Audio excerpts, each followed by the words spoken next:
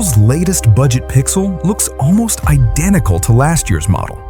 I wanted to find out if anything meaningful actually changed.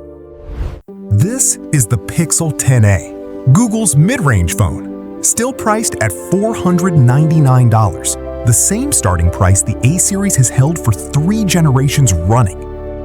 The frame is fully recycled aluminum, and the screen, while still the same 6.3-inch size as last year, got an 11% brightness bump. It's a small change, but a genuinely noticeable one outdoors. The camera hardware is unchanged from last year. Same 48-megapixel main sensor, same 13-megapixel ultra-wide. What's new is software. Camera Coach, powered by Gemini, actually gives you real-time framing and lighting suggestions.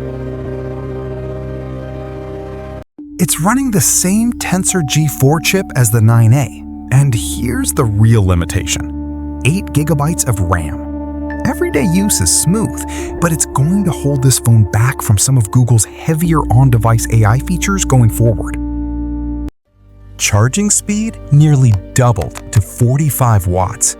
And this is the first A-series Pixel with satellite SOS calling built in, a genuinely useful safety feature that trickled down from the flagship line. Google's committing to 7 years of OS and security updates on this phone. That's longer than most flagship phones from other brands, let alone a mid-ranger. That alone changes the long-term value math. This phone makes sense for someone who wants a reliable everyday phone with genuinely good software support, without flagship pricing, not someone chasing the newest camera hardware or heavy AI features. Is the Pixel 10a a big leap over the 9a? No, honestly.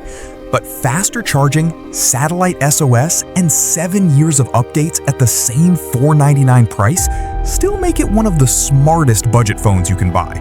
Link to the exact one I used is below.